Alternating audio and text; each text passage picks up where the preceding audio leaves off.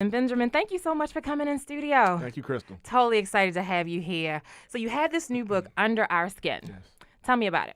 Under Our Skin is basically an expansion of a Facebook post of all things that I wrote last year, November 24th. We all remember the Ferguson decision. We remember the unrest. We remember the images.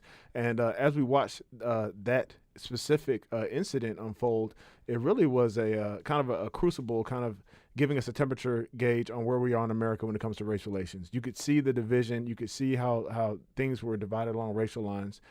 So I wrote this post just expressing my feelings, talking about my emotions, about being angry, about being introspective, being sad, being hopeless, and finally being encouraged because we can move to a better place. And so over the last year, I've done some speaking, and everybody's like, you should unpack that a little bit more. So the book Under Our Skin is basically about getting real about race. And getting free from the fears and frustrations that continue to divide us. And it released this week, and it's basically an expansion on that post. So each chapter, I kind of talk a little bit more about it, but I really address the race issue on both sides and see where we both, black and white, where we fit into this thing and how we can find solutions to make things better. Ultimately, looking introspectively and dealing with our own need to repent in this area and our own biases and attitudes and assumptions. So when we talk about getting real about race in America, Yeah. What do you feel like is the biggest challenge that you see people face when it comes to having that open and honest dialogue? A lot of it, we have these dialogues, we have these roundtable discussions, but it doesn't really lead to anything positive. And part of it is in some of my relationships, and in this book, I am brutally honest. I'm brutally honest about things that I hate about hip hop culture. I'm brutally honest about things that I hate about being pulled over by police and the fear that I have when I'm pulled over. The things that have been passed down to me, the injustices I see when it comes to the way blacks are treated. I'm honest about those things, those feelings. I have conversations in there with my white friends who like, I don't understand black people, why black people do this. So it's a compilation. It's compiling a bunch of just ideas and real talk with people that I know about this topic, because a lot of times we try to sugarcoat. We don't want somebody to jump down our throat. We don't want to be called racist, even if that's not the case. And so because of that and that fear, we don't really get anywhere because we're afraid of saying the wrong thing sometimes. And we need to be open and honest if we want to deal with some of these misunderstandings and some of this, honest ignorance that we have about each other. Now let's talk about that realness, though, because my brother is a 6'7" black man, just like you, big black. I wish I was 6'7". I'm only 6'3". If I could borrow a couple. But he talks about how when he was taught early, Yes. not to be too intimidating.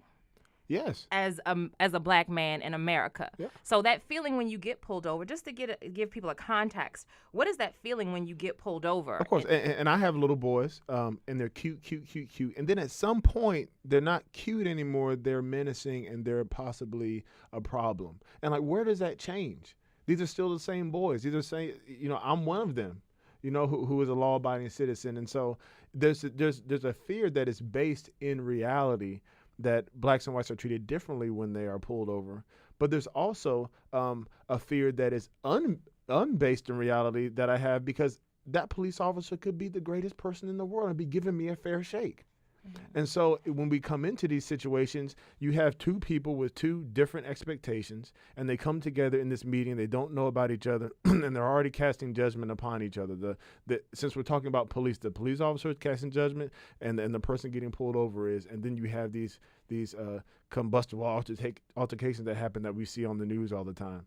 And so I put myself in that boat. I put in the book, I'm honest, I put myself in the boat on the things that I struggle with.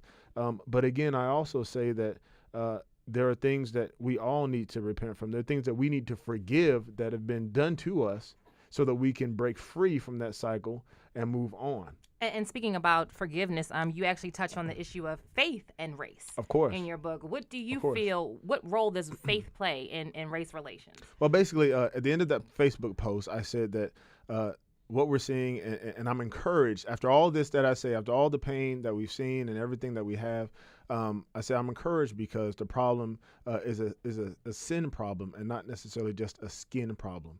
And when I say that, I'm not negating the fact that skin, the color of our skin, which is a very, very small percentage of who we are, genetically, a white person and a black person could be closer together genetically. There really is no race, medically.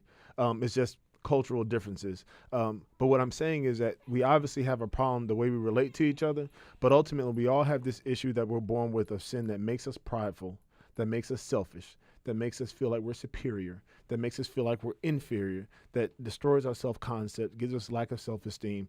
All those things are a product of sin, and it manifests itself in racism.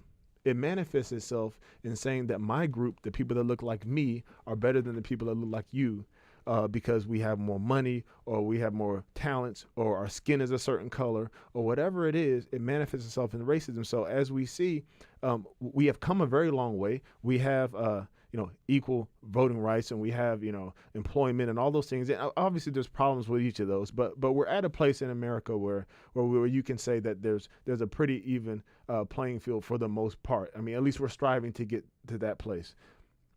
But we still have these deep-rooted biases. And so what I'm saying is that we need to deal with the root problem, which needs to be a change of heart. The heart, you can't legislate the heart.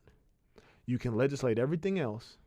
You can make everything equal. You can do whatever you want to do by the law, but you can't legislate the heart. A transformed heart only comes from God.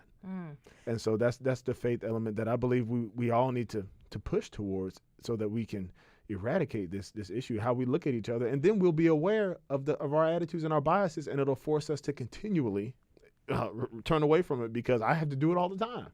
So Benjamin, what's your advice to people who want to have the conversation, but they're afraid to have the conversation because they don't want to offend, they don't want to judge, but they do want the positive outcomes?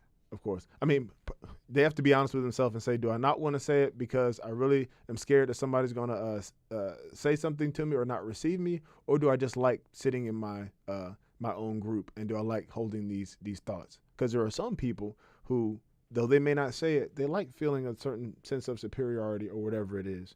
And so, I talk about it in the book, but having intentional relationships with people who aren't like you economically, racially, all those things, so that you can have those conversations. You can't have them with everybody. Everybody's not ready.